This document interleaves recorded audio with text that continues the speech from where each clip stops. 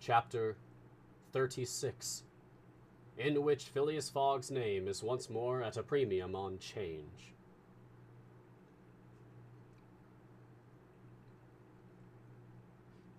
It is time to relate what a change took place in English public opinion when it transpired that the real bank robber, a certain James Strand, had been arrested on the 17th day of December at Edinburgh. 3 days before, Phileas Fogg had been a criminal, who was being desperately followed up by the police. Now he was an honorable gentleman, mathematically pursuing his eccentric journey round the world. The papers resumed their discussion about the wager. All those who had laid bets for or against him revived their interest, as if by magic. The Phileas Fogg bonds again became negotiable, and many new wagers were made. Phileas Fogg's name was once more at a premium on change. His 5 friends of the Reform Club passed these 3 days in a state of feverish suspense. Would Phileas Fogg, whom they had forgotten, reappear before their eyes? Where was he at this moment? The 17th of December, the day of James Strand's arrest, was the 76th since Phileas Fogg's departure, and no news of him had been received. Was he dead? Had he abandoned the effort? Or was he continuing his journey along the route agreed upon? And would he appear on Saturday, the 21st of December, at 9:15 in the evening on the threshold of the Reform Club saloon? The anxiety in which, for 3 days, London society existed cannot be described.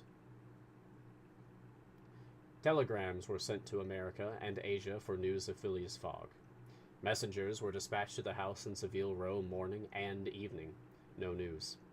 The police were ignorant what had become of the detective, Fix, who had so unfortunately followed up a false scent. Bets increased, nevertheless, in number and value. Phileas Fogg, like a racehorse, was drawing near his last turning point.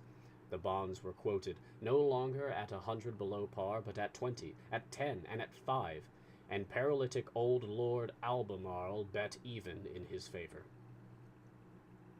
A great crowd was collected in Pall Mall and the neighboring streets on Saturday evening. It seemed like a multitude of brokers permanently established around the Reform Club. Circulation was impeded, and everywhere disputes, discussions, and financial transactions were going on. The police had great difficulty in keeping back the crowd, and as the hour when Phileas Fogg was due approached, the excitement rose to its highest pitch.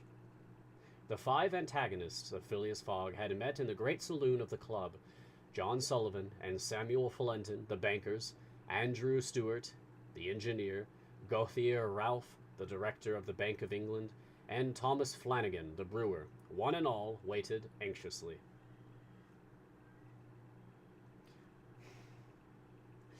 When the clock indicated 20 minutes past 8, Andrew Stuart got up, saying, "Gentlemen, in 20 minutes, the time agreed upon between Mr. Fogg and ourselves will have expired." "What time did the last train arrive from Liverpool?" asked Thomas Flanagan. "At 23 minutes past 7, replied Gauthier Ralph, "and the next does not arrive till 10 minutes after 12. "Well, gentlemen," resumed Andrew Stuart, "if Phileas Fogg had come in the 7:23 train, he would have got here by this time. We can, therefore, regard the bet as won." "Wait, don't let us be too hasty," replied Samuel Flinton. "You know that Mr. Fogg is very eccentric. His punctuality is well known. He never arrives too soon or too late, and I should not be surprised if he appeared before us at the last minute." "Why," said Andrew Stuart, nervously, "if I should see him, I should not believe it was he." "The fact is," resumed Thomas Flanagan, "Mr. Fogg's project was absurdly foolish. Whatever his punctuality, he could not prevent the delays which were certain to occur, and a delay of only 2 or 3 days would be fatal to his tour." "Observe, too," added John Sullivan, "that we have received no intelligence from him, though there are telegraphic lines along his route." "He has lost, gentlemen," said Andrew Stuart, for he has 100 times lost. You know, besides, that the China, the only steamer he could have taken from New York to get here in time, arrived yesterday. I have seen a list of the passengers, and the name of Phileas Fogg is not among them. Even if we admit that fortune has favored him, he can scarcely have reached America. I think he will be at least 20 days behindhand, and that Lord Albemarle will lose a cool 5,000. It is clear, replied Gauthier Ralph, and we have nothing to do but to present Mr. Fogg's check at Barings tomorrow. At this moment, the hands of the club clock pointed to 20 minutes to 9. 5 minutes more, said Andrew Stuart. The 5 gentlemen looked at each other. Their anxiety was becoming intense, but not wishing to betray it, they readily assented to Mr. Felinton's proposal of a rubber. I wouldn't give up my 4,000 of the bet, said Andrew Stuart as he took his seat, for 3,999. The clock indicated 18 minutes to 9. The players took up their cards, but could not keep their eyes off the clock.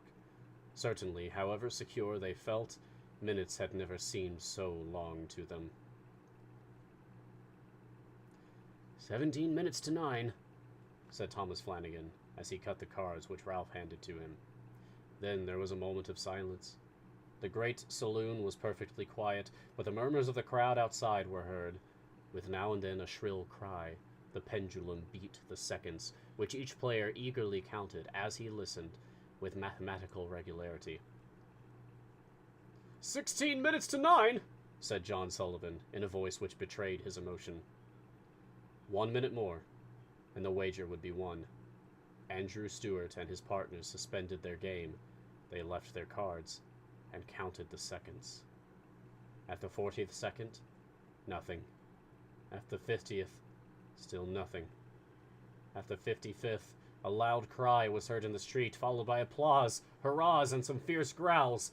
The players rose from their seats. At the 57th second, the door of the saloon opened, and the pendulum had not beat the 60th second when Phileas Fogg appeared, followed by an excited crowd who had forced their way through the club doors, and in his calm voice said, "Here I am, gentlemen."